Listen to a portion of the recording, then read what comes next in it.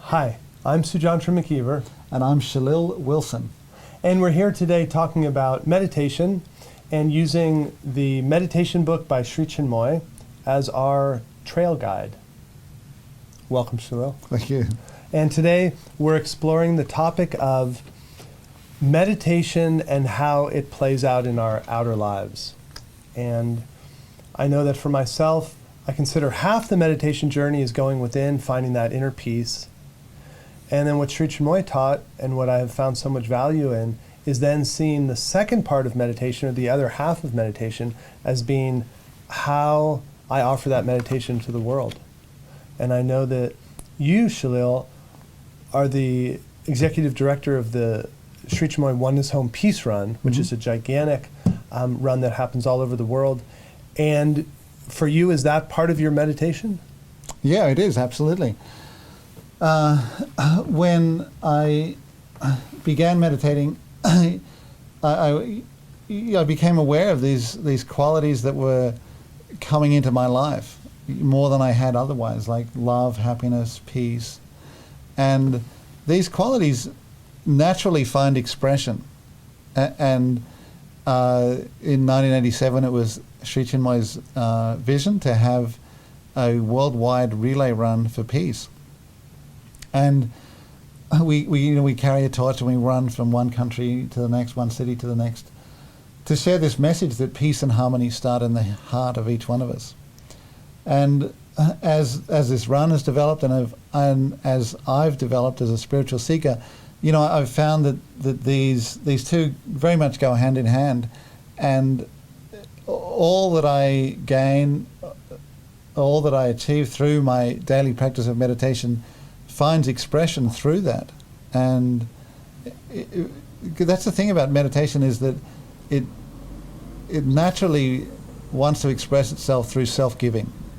You can't sort of meditate on a daily basis and keep it all to yourself. It just naturally finds expression in your life and in different ways, and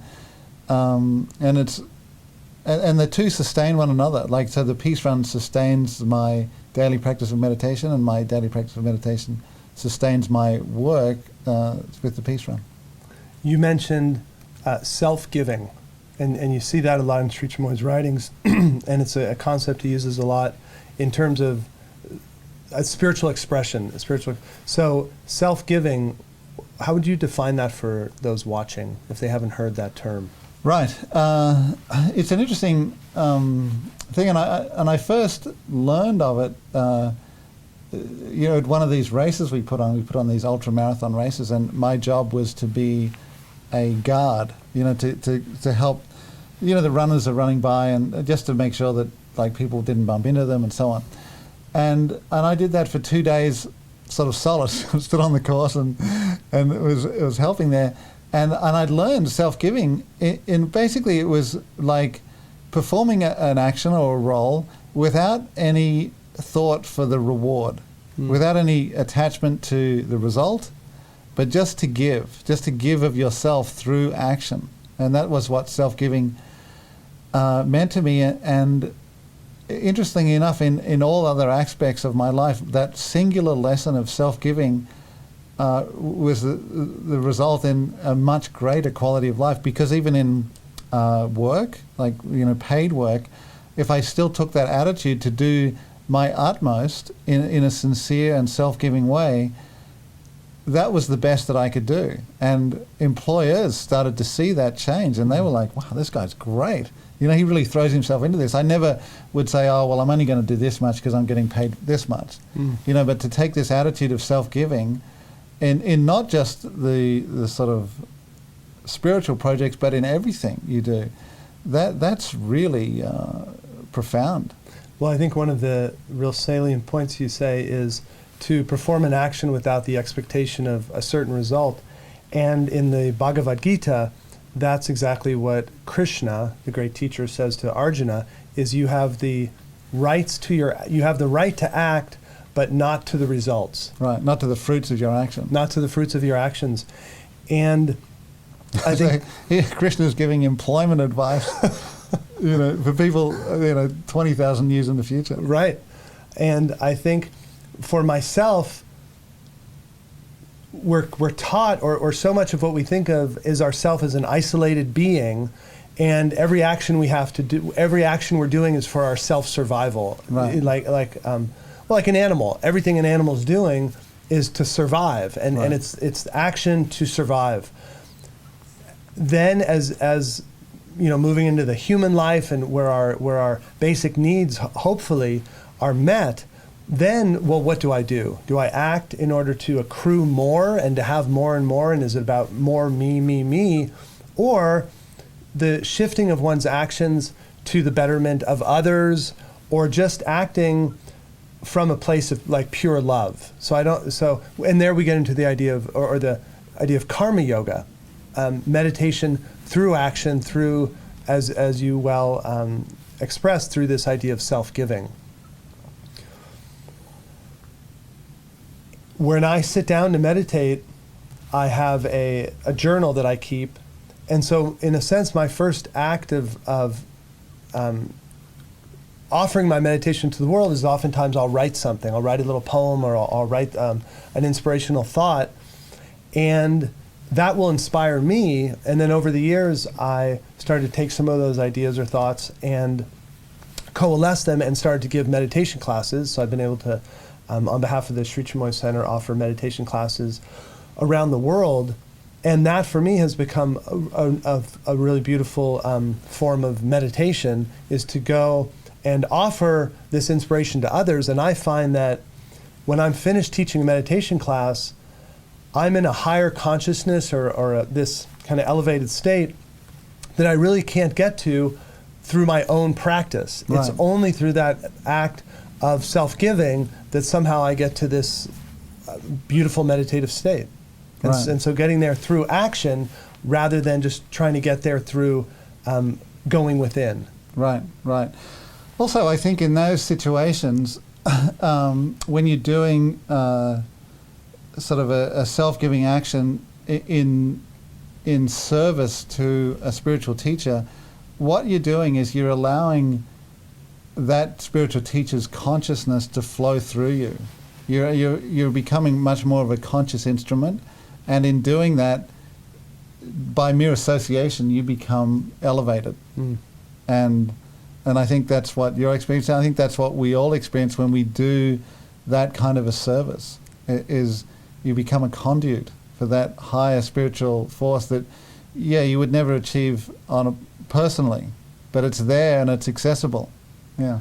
I remember one time reading from the writings, or it was maybe I had seen her in a television interview, Mother Teresa, who was a good friend of Sri Chinmoy's, and she said that when she would be working in the hospice or helping the poor, and she would look into their eyes, she would see Jesus. She would see Christ inside this person.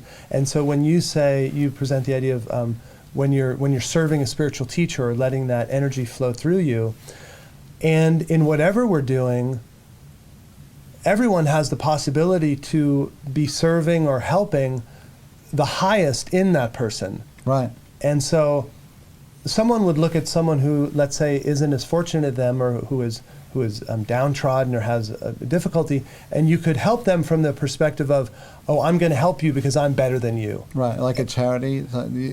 Yeah, and so you need me, and I'm helping you.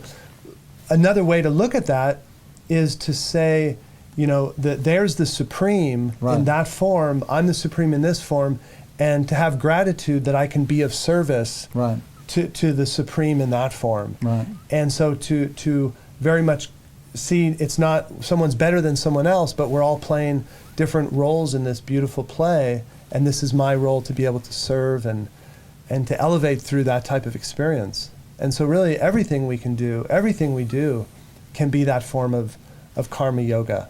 So you mentioned when you're doing things without pay, you developed a certain attitude, but then you're able to carry that into when people are paying you to do something. Right. Still coming from that sense of spirit. Yeah, and it was just a question of doing something self-givingly and sincerely. Sincerely, there's a good word. With sincerity. like not holding anything back, but just going for it, and that in itself is enormously satisfying.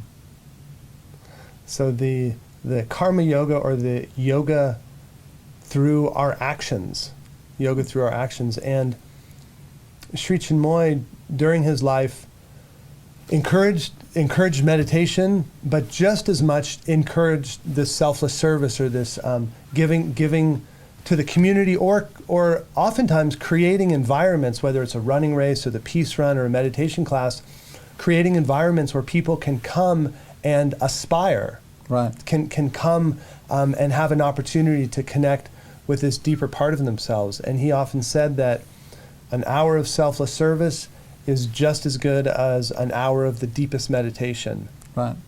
And so the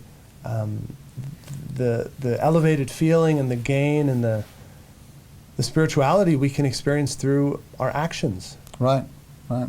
Also, through the restaurants that he encouraged his students to open, to create an environment, a relaxed environment where people could come and immerse themselves in a meditative space. So the restaurants that play his music, they have nice soothing colours. The food is prepared with with sort of a love and concern, and people feel that. They come away from these restaurants in an elevated consciousness, and they say, well, what just happened in there? Why is it different to a different restaurant? And it's the energy that the people involved are putting into it. Exactly. Thanks for joining us on the discussion of how you can put your meditative feeling into your day-to-day actions. I'm Sujantra McKeever. And I'm Shalil Wilson.